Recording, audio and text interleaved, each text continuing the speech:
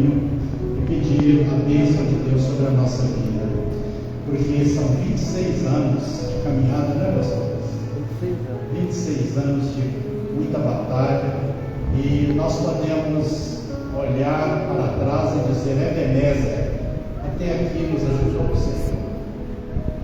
E Deus, daqui por diante, veio até aqui conosco, mas Ele irá daqui até a glória com você.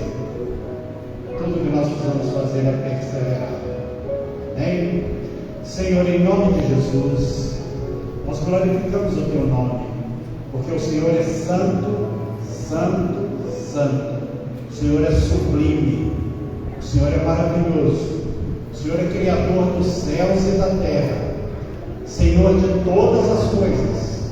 Impérios se levantaram neste mundo e ruíram, e o Senhor continua conduzindo a história, assentado no Teu trono de glória e de poder. Nós Te adoramos e Te louvamos, Pai, por esses 26 anos de bênçãos na Igreja Peniel, aqui de Nova Citra, Vista Alegre. Te louvo na vida do pastor Luiz Cláudio, sua família. Te louvo na vida de cada um dos irmãos e irmãs que aqui estão, da criança ao adolescente, do jovem ao ancião. E eu oro para que nessa noite, Pai, as nossas mentes estejam desobstruídas, os nossos olhos sejam abertos, os nossos ouvidos, meu Pai, atentos para ouvir a Tua voz, porque nós entregamos em Tuas mãos a necessidade, a dependência que temos de Ti, rogando que o Senhor fale, meu Pai, porque o Senhor usa gente para falar com gente, mas nós reconhecemos que todo dom perfeito vem de Ti. Amém. Portanto, Senhor, graciosamente, abre a Tua mão e abençoa, Senhor, esta igreja, Pai. Que ninguém saia daqui nessa noite da forma como entrou, mas que o Teu Espírito Santo visite as áreas mais íntimas, mais recônditas do coração de cada um de nós, e sejamos edificados, arraigados, alicerçados, santificados em Cristo Jesus.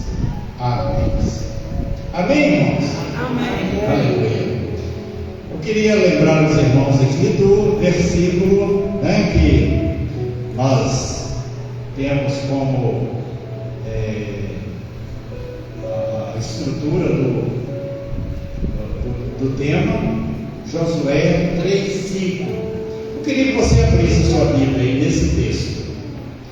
É bom para a gente acostumar a abrir a palavra. Todos aí têm a sua Bíblia? Você trouxe a sua Bíblia? Você anda com a sua Bíblia? Tem um rapaz que ele falava assim: pastor, eu tenho, a minha Bíblia está no celular. E eu falava com ele assim: mas e se o celular acabar a bateria?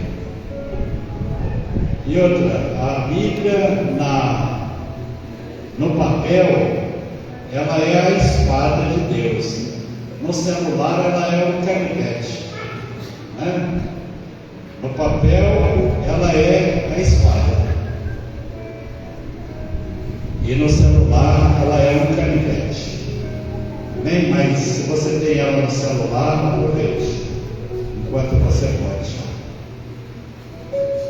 Josué 3:5 está escrito assim: disse Josué também ao povo: santificai-vos, porque amanhã fará o Senhor maravilhas no meio de vós. Vamos todos repetir em alto e bom som essa palavra? Se você está sem a sua Bíblia, é só você seguir aqui. Amém? Vamos ler todos juntos. Disse Josué ao povo: santificai-vos, porque amanhã fará o Senhor maravilhas no meio de vós. Amados, essa palavra maravilha é uma palavra que, quando você vai buscá-la no original, é uma palavra que ela nos fala sobre algo inédito, sobre algo surpreendente, sobre um milagre. Então, Deus está prometendo aqui fazer maravilhas, fazer um milagre, fazer algo surpreendente na sua vida, não na vida do outro, não na vida do pastor, não na vida do irmãozinho da direita, da esquerda, é na sua, na minha, na vida de cada um de nós. Então você precisa de pessoalizar essa palavra. Deus está falando aqui para quem? Põe a mão no seu coração aí. Feche os seus olhos e escute Deus falando com você. João, Maria, Pedro, Amerci, José, Geralda. Escute Deus falando com você. Santificai-vos, porque amanhã, santificai-vos hoje, porque amanhã o Senhor fará maravilhas no vosso meio. É com você que o Senhor falou. E você precisa levar essa palavra com você, sabendo que Deus está falando com você. Olha, santifique-se, santifique a sua vida, porque amanhã eu farei maravilhas no seu meio, na sua vida. Agora, eu queria chamar a sua atenção aqui para duas outras coisas aqui, nesse texto mesmo. O Senhor está dizendo aqui que vai fazer maravilhas. E quando Deus fala, meu irmão, Deus, Ele fala aquilo que Ele vai cumprir e vai fazer. Porque Deus não é homem para mentir. Deus diz que assim como a chuva cai sobre a terra e rega a terra e não volta para Ele sem antes cumprir o propósito pela qual Ele mandou a chuva, assim é a palavra que Ele mandou também. Essa palavra aqui, o propósito de Deus é que ela venha no seu coração e ela produza no seu coração aquilo pelo qual Deus a enviou. Ele enviou essa palavra como uma promessa para você. Então Ele está prometendo aqui que vai fazer maravilhas. Agora eu quero te dizer aqui duas outras coisas que está aqui nesse texto. Ele está dizendo que fará maravilhas quando? A senhora, Deus vai fazer maravilhas, aí amanhã você pode sair falando, oh, Deus como vai fazer maravilha na vida de todo mundo? É na vida de todo mundo que Ele vai fazer maravilhas? Não. Por quê? Ele está dizendo aqui, ó, santificai-vos, é quem se santificar que Ele vai fazer maravilhas. É quem se santificar. Uma pessoa pode estar dentro de uma igreja 50 anos, como eu estou, 70, 100 anos, que se essa pessoa não se santificar, não verá as maravilhas que Deus fará. Porque Ele diz que vai fazer maravilhas, mas Ele fala antes, santificai-vos. E o que é santificação? Santificação é uma palavra que no hebraico é kadosh, significa separação, é se separar. E ele diz: santificai-vos hoje, porque amanhã o Senhor fará maravilhas no vosso meio. Então Deus não vai fazer maravilhas amanhã se você não se santificar hoje. Porque tem muitas pessoas, meus irmãos, vivendo aquela vida ralinha, uma vida regrada. A pessoa não, ela tem 20, 30, 40 anos que está na igreja e a vidinha vai tocando a vidinha do mesmo jeito. Porque a pessoa não está atenta para o que Deus está falando aqui. Que todas as promessas de Deus são condicionais. A condição para Ele fazer maravilhas, fazer milagre, trazer cura, trazer libertação, trazer salvação, crescimento, edificação, nos apartar exatamente de toda essa parafernália, essa opressão, essa tribulação mundana. A condição é nos separarmos para Deus. Está falando aqui, quando ele fala santificai-vos, ele está falando separai-vos para Deus. Separai-vos dessa geração que está aí pervertida. Tem uma geração aí que não quer saber nem ouvir falar de Deus. Ele está falando santificai-vos. Se você santificar hoje, amanhã Ele vai fazer maravilhas na sua vida. Meus irmãos, agora a santificação, ela tem muito a ver com uma coisa. Santificação, então, é separação do pecado, mas ao mesmo tempo é uma aproximação de Deus. É se afastar do pecado para se aproximar de Deus. Porque Deus, Ele não compactua com o pecado. Ele diz lá no livro de Isaías que Ele não pode suportar ajuntamento solene associado com iniquidade. Lá no livro de Abacuque ele diz: como posso eu, sendo tão puro de olhos, contemplar o mal? Agora, meus irmãos, ninguém me obriga a pecar. Ninguém pode me obrigar a pecar. O pecado, ele jaz à porta do meu coração, como Deus disse para Caim, irmão de Abel. Falou para ele: olha, o pecado jaz à porta do seu coração, cumpre a ti dominá-lo. Porque julgar o diabo, o maligno, o tentador, ele só pode trazer o pecado até a porta do meu coração. Mas julgar o pecado para dentro do coração é uma opção minha, é uma escolha minha.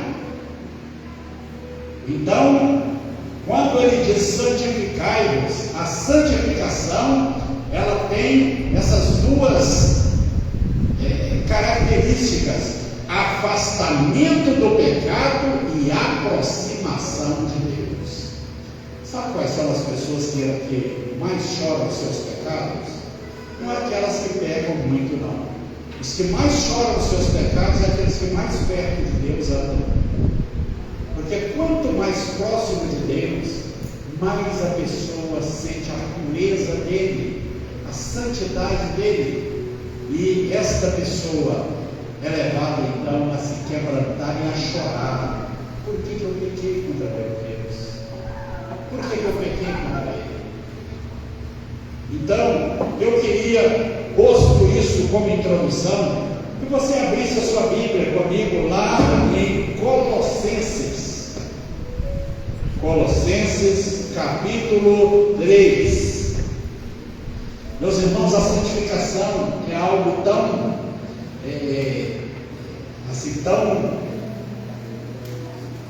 vontade de Deus para nós, que Deus diz que lá em Hebreus capítulo 12, verso 14, ele diz: segui a paz com todos,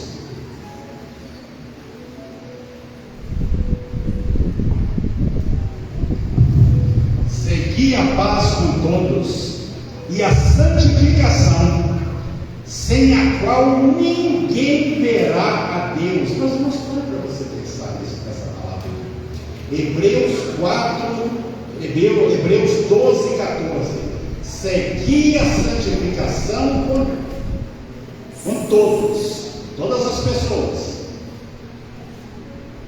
sem a qual santificação ninguém verá a Deus. Meus irmãos, uma pessoa sem santificação não verá a Deus, não. Depois que uma pessoa morre, o pessoal rasga a seda para ela de todo jeito, não é mesmo?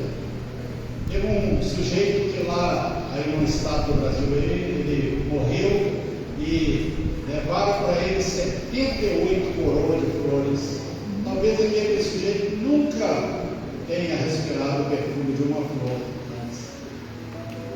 Mas a pessoa, quando ela morre,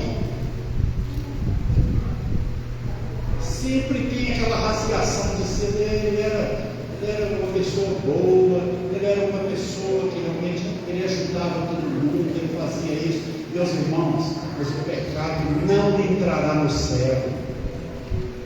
O pecado não entrará no céu. E o pecado, ele habita no coração do pecador. Por isso é que Deus quer arrancar o pecado do nosso coração. E ele diz: segui a paz com todos e a santificação, sem a qual ninguém verá a Deus.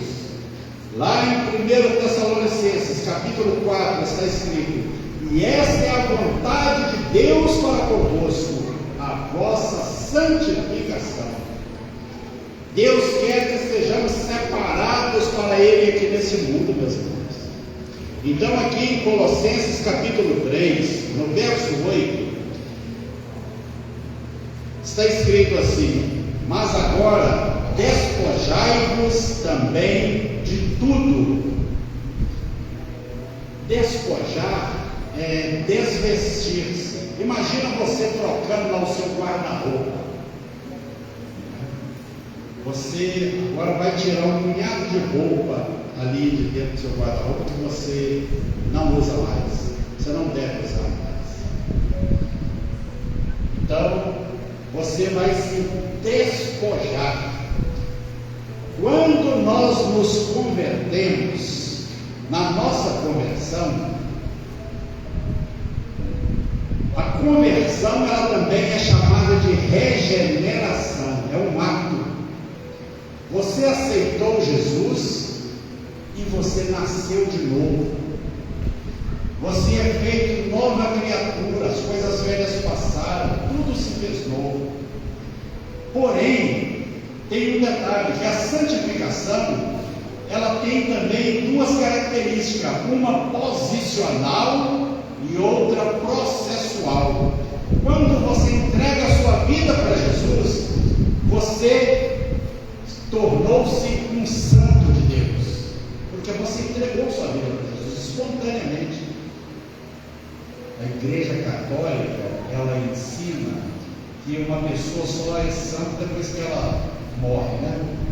Aí depois que a pessoa morre, eles vão fazer abrir uma investigação, abrir um processo para saber se aquela pessoa fez algum milagre, como que foi a vida daquela pessoa, como que ela andou nesse mundo, para ver se ela merece ser santo.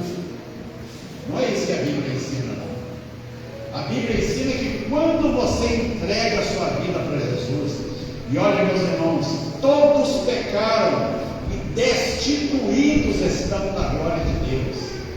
A própria Maria, mãe de Jesus, ela se considerava pecadora, porque ela fala: a minha alma se alegra em Deus, meu Salvador. Quem precisa de Salvador, ele está perdido. E Deus diz claramente: todos pecaram. Quem está excluído aí? Maria, José, Pedro, Tiago, João, Paulo? Não. Todos pecaram e destituídos, separados estão da glória de Deus. Mas em Cristo Jesus, Deus nos chamou para sermos dele e estarmos com ele. Então, quando nós entregamos a nossa vida para Jesus, reconhecendo que somos pecadores, Deus nos concede graça para arrependimento, nos arrependemos dos nossos pecados e entregamos a nossa vida a Jesus. Ali é um ato, é a regeneração. Então, nós fomos salvos e ali houve uma santificação, ou seja, você foi separado. Só que agora tem um outro aspecto da santificação, é a processual. A partir daí, todos os dias até a eternidade, nós estaremos nesse processo de santificação. Todos os dias. E é por isso que ele fala, ele diz aqui nesse livro mesmo de Colossenses, Ele fala aqui no capítulo 3, verso 5, está com sua Bíblia, não fecha sua Bíblia não, meu irmão. Mantenha sua Bíblia aberta aí, amém? Aqui no capítulo 3, no verso 5, ele diz assim: mortificai, pois, os vossos membros que estão sobre a terra, a prostituição, a impureza, o apetite desordenado e a gula, a vil concupiscência e a avareza e a idolatria. Gente, uma pessoa avarenta é uma pessoa idólatra. O avarento é aquela pessoa que anda só correndo atrás de dinheiro, correndo atrás de dinheiro. Uma pessoa avarenta, tudo é só para ele. O Deus dele é o dinheiro. Por isso ele está falando aqui que é idolatria, é o Deus Mamon. A pessoa está buscando esse tipo de idolatria para a sua vida.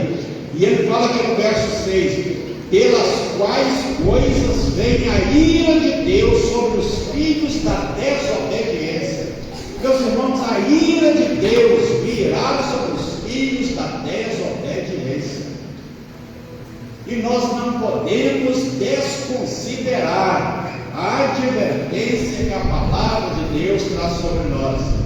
Então, agora aqui ele diz no verso 8: mas agora despojai-vos também de tudo. Então agora nós vamos trocar de roupa.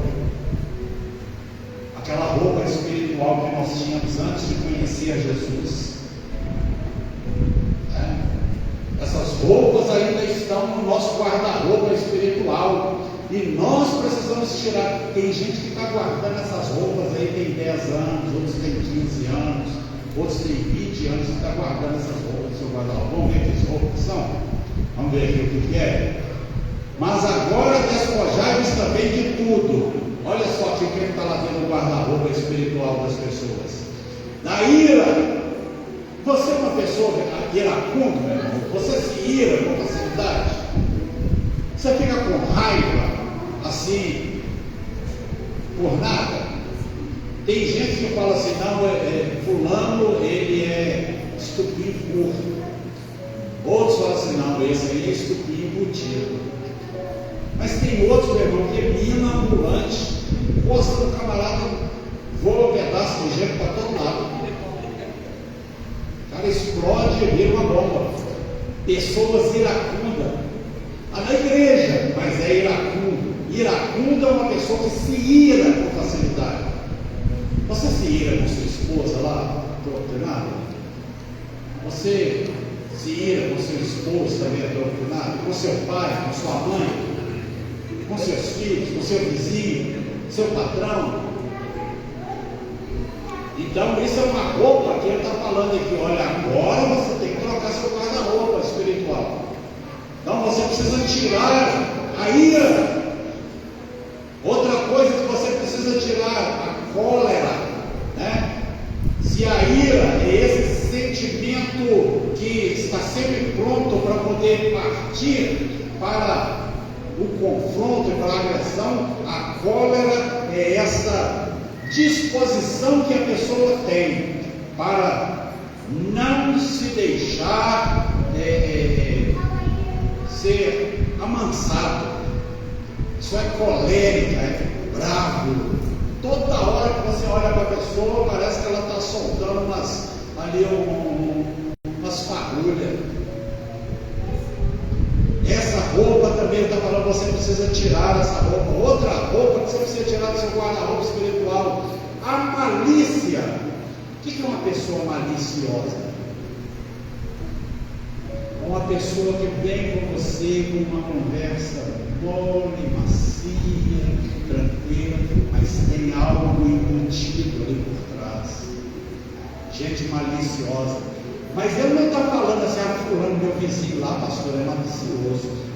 Aquele irmão lá da igreja também é malicioso. Não, ele está falando de você. É você que precisa tirar essa malícia do seu coração. O outro também precisa, mas ele está falando aqui para mim e para você. Os ouvintes que estão mais perto de mim aqui são os meus mesmos. Então eu preciso estar atento a tudo isso que eu estou falando aqui. Então é outra roupa que eu preciso tirar do meu guarda-roupa espiritual: malícia. Não posso ser malicioso, irmão. Estou conversando com uma pessoa uma coisa, mas o meu sentido com ela é outro. Tem duplo sentido que eu estou falando para ela. Usando de ironia, viu? Uma pessoa que fala uma coisa para poder tentar pegar outra, fazer agarrar outra coisa. Então, colar, colou, gente maliciosa. Ah, pastor, fulano, meu marido é assim, malicioso, sabe? Mas Deus está falando com você. A minha esposa, pastor, é muito maliciosa. Deus está falando com você, da sua malícia. Ele está falando aqui num ponto geral. Porque tudo isso aqui, meus irmãos, nós nos convertemos, somos santos de Deus, mas agora nós estamos dentro de um processo de santificação, e esse processo de santificação implica em se despojar, desvestir, tirar essa roupa velha, andrajosa, esse mulambo espiritual que sempre cobriu a nossa vida durante a nossa caminhada. Outra coisa que ele fala para poder tirar aqui: maledicência. E pastor, tem uma pessoa lá do meu trabalho que fala mal de todo mundo. É maledicência, fala mal de todo mundo. Mas Deus está falando é com você. E ele, Deus vai tratar de outro jeito. É para você tirar a maledicência da sua vida.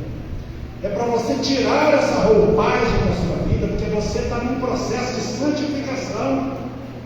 E a vontade de Deus é a sua santificação.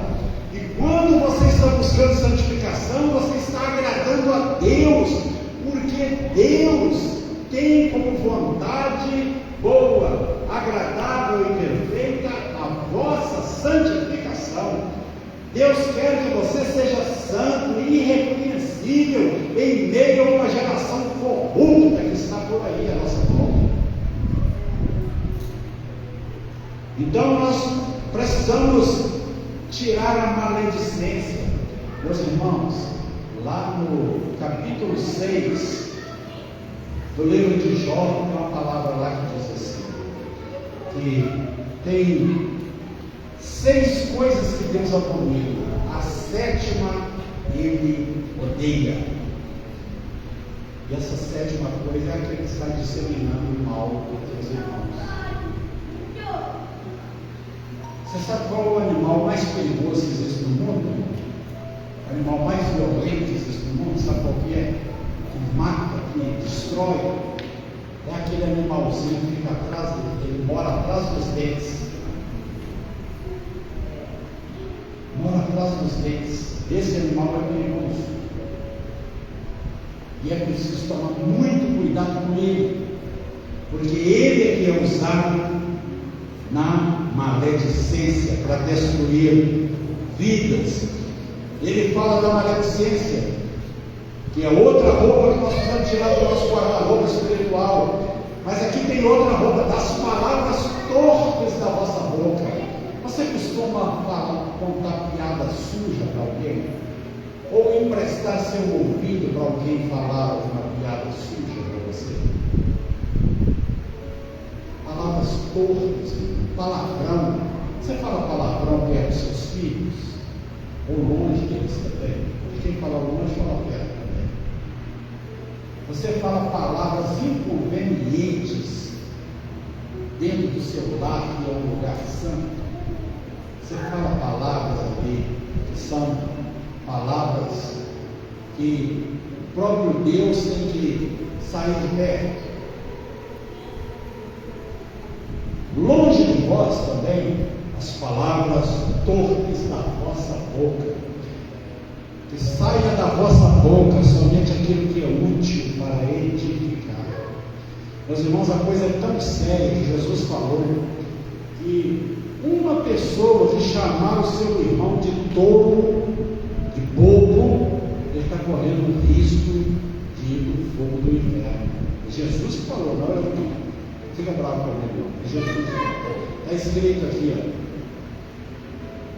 Jesus falou só o fato de eu chamar um irmão meu de tolo, de bobo, Eu estou correndo risco de ir para o inferno por causa disso. Então, ele fala aqui: não mintais uns aos outros, verso 9, não mintais uns aos outros. Você resolve seus problemas com mentira? É tão fácil a gente resolver um BO com uma mentira, não é? Você fala, um filho chega ali e tal, te pergunta alguma coisa ali, para você poder ficar livre daquele BO ali, você fala uma mentira para ele. Ou sua mãe, seu pai chega ali e você fala uma mentira para ele. Deus está falando ali: não mintais uns aos outros. Aprenda a falar a verdade, em amor uns com os outros. É outra roupagem que nós precisamos tirar. Meus irmãos, isso não é fácil não. Isso não é fácil não. Eu estou te falando que eu tenho 50 anos que eu estou lutando com isso. Eu luto com isso. Porque a minha carne, ela não quer nada com Deus não. A minha carne quer seguir o curso desse mundo da alma. Se o pessoal da novela fala, eu também falo. Aquilo que eu cultivar na minha mente vai sair na minha boca. Se você cultivar a palavra de Deus, a sua boca, seu coração vai também falar a palavra de Deus. Mas se você cultivar na sua mente essas novelas podres, aquilo ali, quando você liga o seu ser, que o pessoal não faz isso, eu posso ter lugar de falar, não, mas o pessoal não faz isso. Mas quando você liga a sua televisão para assistir a Rede Globo de televisão, e você abre ali aquele esgoto de novelas, aquilo ali é um esgoto desse Rio Arrudas aqui, jogando dentro da sua sala, da sua casa. E os demônios que estão por trás daquilo, está tudo caindo dentro da sua casa, dentro da sua mente. Aí sua boca vai falar de quê? Sua boca vai falar de quê? Meus irmãos, eu tenho um hábito comigo, que eu tenho aprendido. Não sou ligado que eu pensei em nada, meus irmãos. Eu é porque eu estou lutando muito exatamente para fazer isso aqui, obedecer essa palavra, mortificar, pois, os vossos membros que estão sobre a terra. Então eu tenho que lutar dia e noite com isso. Mas eu tenho um hábito, por exemplo, à noite, eu gosto muito de ouvir louvor, ou então ouvir uma boa palavra. Se eu não estiver lendo a Bíblia, eu procuro ter Bíblia em áudio. Eu ponho a Bíblia, mas eu vou dormir. E muitas vezes, assim, até eu falo, Deus, eu vou dormir agora. Se o Senhor vela pelo meu sono, a tua palavra diz que o Senhor ensina a sabedoria aos seus filhos enquanto eles dormem. Aos seus amados o Senhor dá enquanto dorme. Então o Senhor vela pela minha consciência, pelo meu subconsciente. Deixa eu ter sonhos impuros, nem pesadelos com as misérias desse mundo, não. Me ajuda a pensar nas coisas do alto, onde Cristo vive, e a minha vida está oculta nele e em Deus. Meus irmãos, quantas vezes eu acordo pelas madrugadas com o louvor na mente, pela manhã com o louvor na mente, porque aquilo que eu cultivar na minha mente, meus irmãos, aquilo que eu alimentar na minha mente, vai ser exatamente o que vai processar também nos meus sentimentos, nas minhas emoções, na minha vontade. Então, ele diz aqui, não mintais uns aos outros, verso 9, pois que já vos despistes, vocês já desvestiram, já tirou essa roupagem, esses andrajes de maltrapilho do pecado sobre a sua vida. Por que você vai ficar andando com isso ainda? Pois já vos despistes do velho homem com os seus feitos, e vos vestistes do novo, que se renova para o conhecimento, segundo a imagem daquele que o criou. Deus está falando, olha, meu filho, você vai trocar essa roupagem do seu guarda-roupa, mas eu tenho uma roupagem nova para você. Não vou deixar você ficar andando nu espiritualmente, não. Eu tenho roupa nova para você.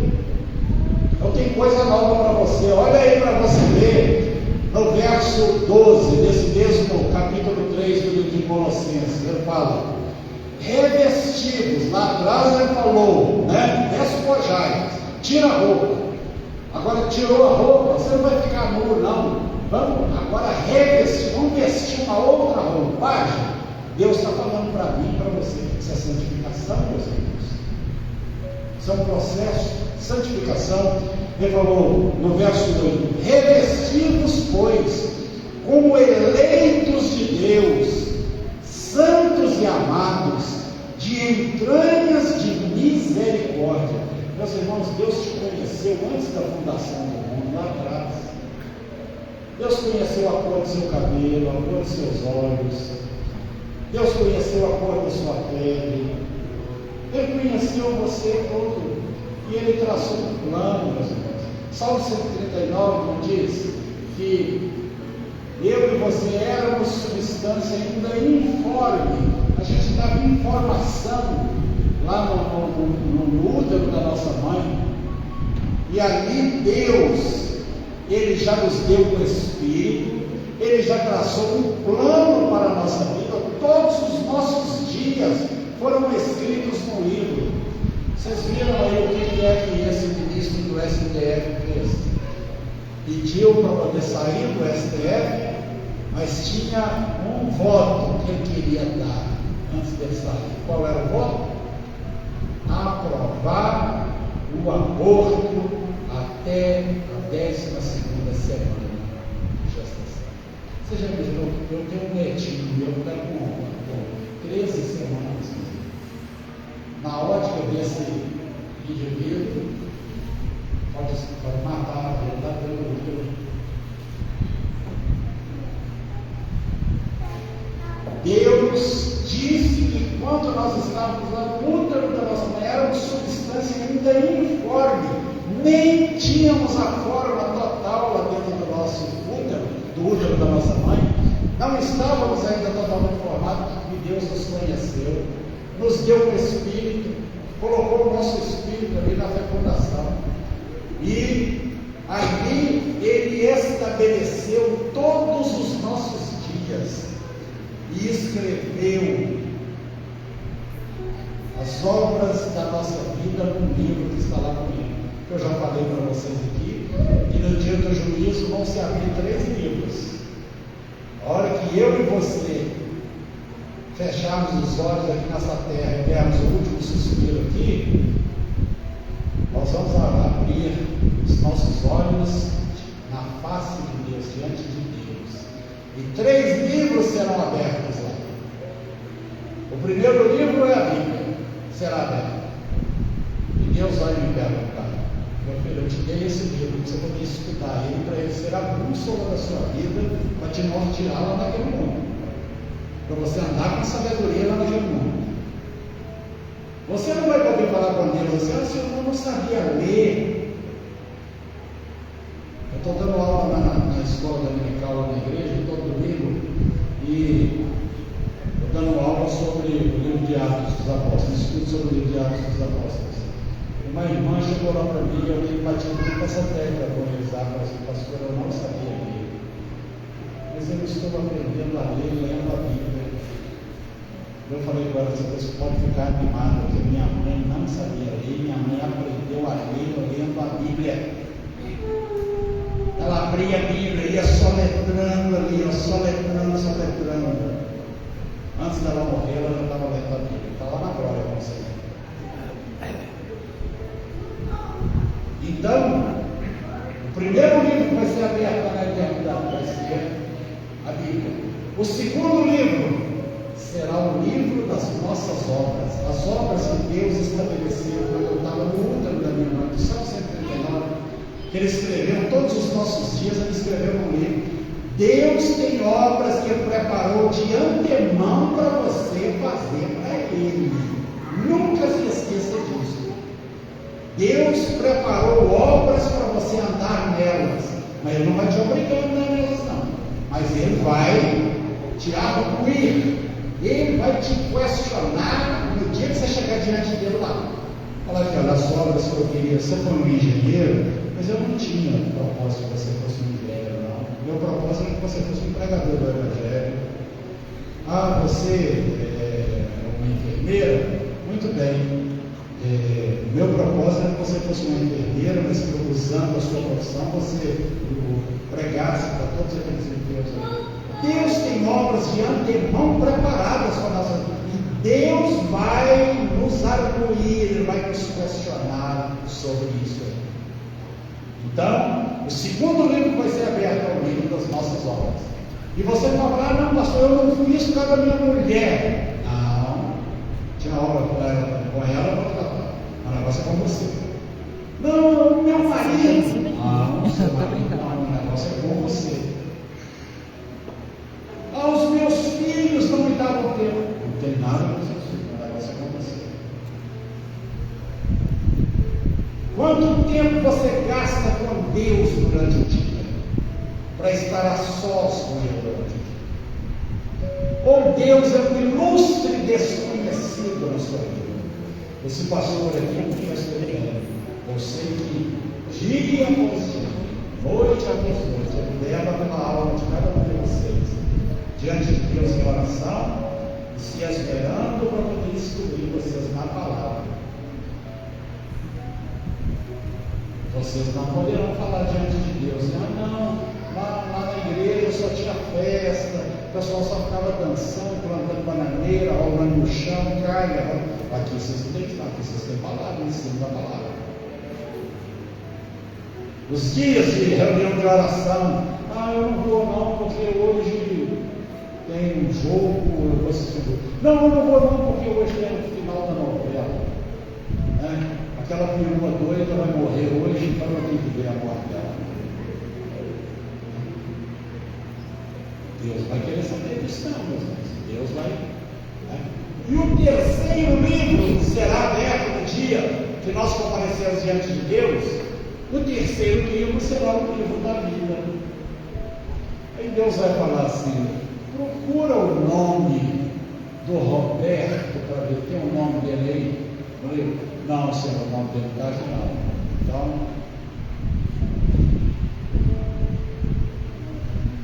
lago que arde com fogo e enxofre toda a eternidade. Ali não tem mais como sair, não. Não há mais como sair. Hoje, se ouvirdes a voz do teu Senhor, não endureçais o vosso coração. Quem tem ouvidos para ouvir, ouça o que o Espírito diz à igreja. Então ele está falando aqui: revestimos, pois, como eleitos de Deus, santos e amados, de entranhas de misericórdia, de benignidade. Meus irmãos, entranhas de misericórdia, já falei para vocês aqui, o que é misericórdia? É a junção de dois vocábulos, miséria e cardia. É Deus se compadecendo da miséria do meu coração. E ele fala: revestidos como eleitos de Deus, com entranhas de misericórdia. Um cristão, ele é cheio, ele é alcançado pela misericórdia e ele é misericordioso com as pessoas também. Olha só, então ele está te revestindo, ele está te falando, jogamos aquela roupagem, aqueles trapos de imundícia lá, nós jogamos tudo fora.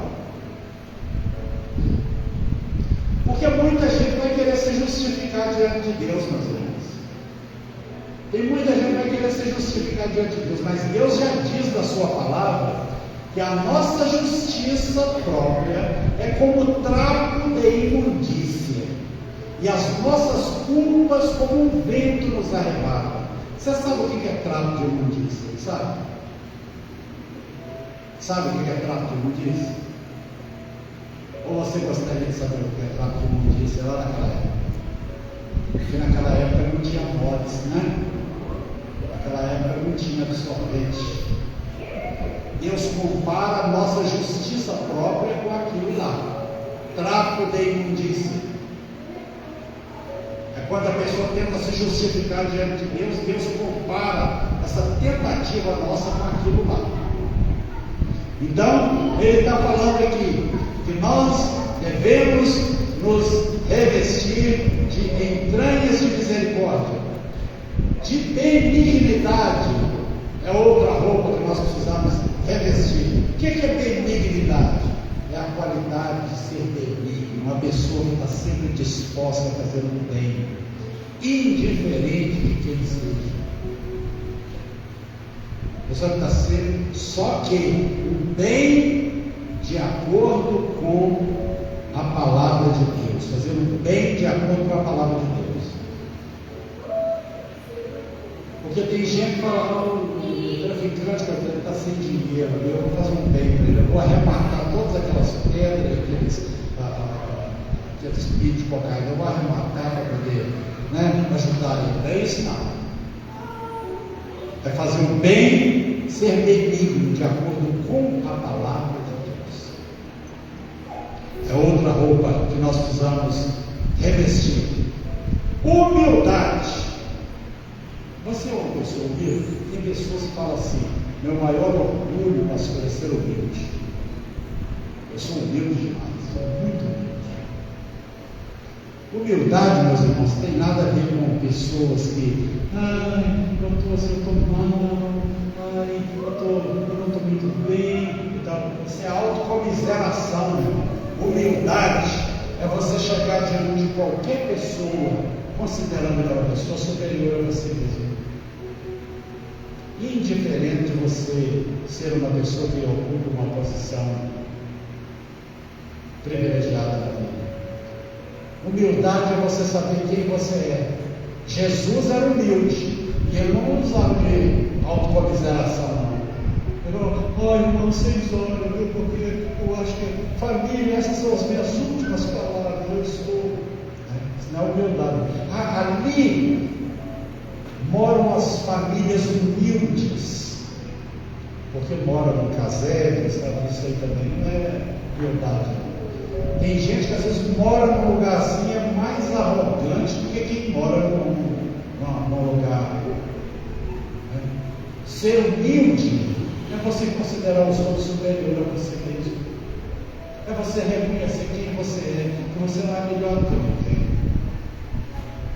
Essa é uma roupagem que nós precisamos ter. Outra roupa, mansidão. Você é manso? Você é uma pessoa mansa?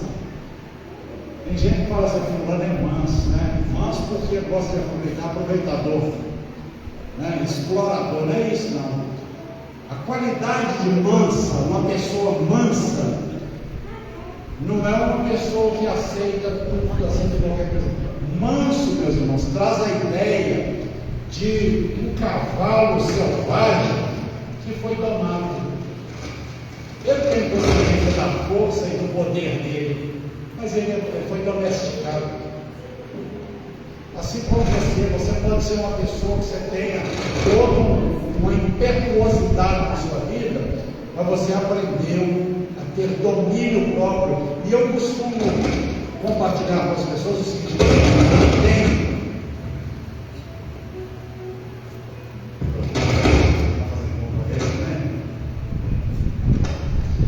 quem não tem domínio próprio acaba dominado por um demônio próprio. Você tem domínio próprio? Você é uma pessoa que tem mansidão? Ou você investe contra seus pais lá para poder cobrar as coisas deles? Parte para cima do seu pai, da sua mãe, sem respeito, sem consideração, sem considerar que eles são seus pais. Ou os pais também com os filhos.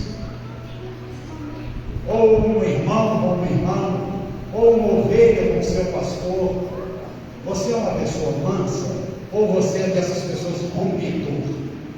Não, eu falou comigo, toma lá da cara. Toma lá da cara.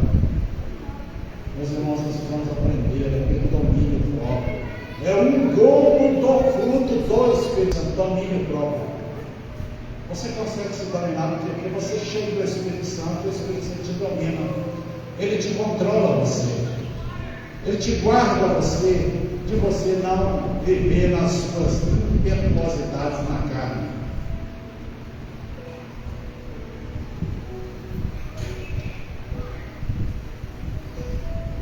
E aqui, outra roupa. Nós já estamos terminando, viu, meus irmãos? Longanimidade. Você é uma pessoa longânima? Estuda o processo de santificação, meus irmãos. Isso não é uma coisa que você consegue uma noite por dia, não. Perseverança, dia e noite, palavra, oração e palavra. Por isso que eu te perguntei aqui, quanto tempo você gasta a sós com Deus na sua vida? Fala, Senhor, eu estou aqui, eu quero ficar a sós com o Senhor, eu quero conversar com o Senhor, eu quero te ouvir falar comigo. Quando você ora, você fala e Deus te ouve. E quando você quer ouvir a Deus, você abre a Bíblia e fala com o seu coração e você ouve. Eu te oriento, eu te falo. Então, uma pessoa que tem longanimidade é um ânimo longo, meus irmãos. É uma pessoa que não, ela tem um ânimo elástico, uma paciência elástica. Isso não significa ser um bobalhão, não, mas é você ser uma pessoa paciente, você ter uma paciência dilatada, porque o Espírito Santo de Deus te ensina isso, e ele em você te leva a ser assim, a ser uma pessoa paciente. Então você tem um ânimo longo, você não perde o estribilho com as pessoas com tanta facilidade.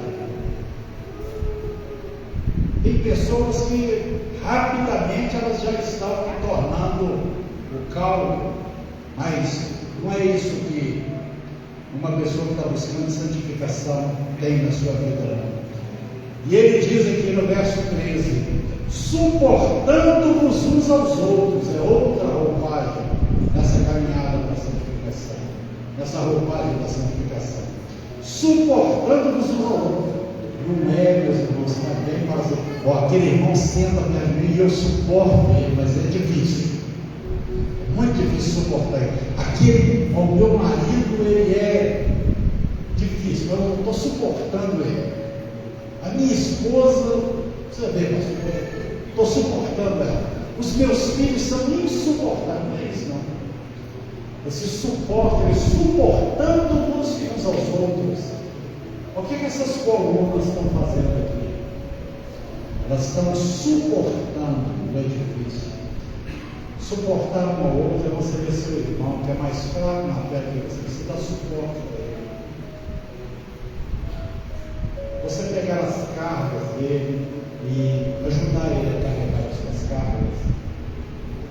Não, vem cá, vamos orar, não desanima não vai embora não desiste não, isso é suportar uns aos outros.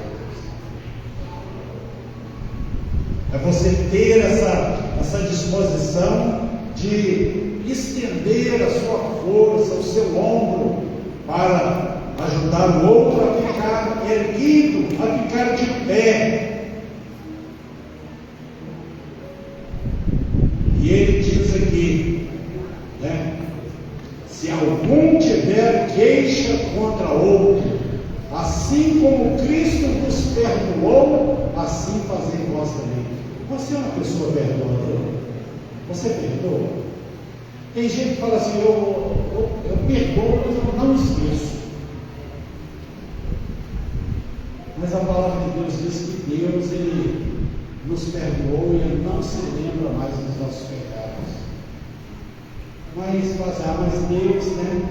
Mas Deus não está falando para nós nos esquecermos, ele está falando para nós perdoar. Porque o que é perdoar? É lembrar sem sentir dor. Eu lembro de coisas que pessoas me fizeram no passado que me machucaram terrivelmente. Porém, eu lembro dessas coisas sem sentir dor, qualquer mágoa, qualquer coisa contra essas pessoas. E muitas dessas pessoas se converteram e hoje estão produzindo frutos. Glória a Deus.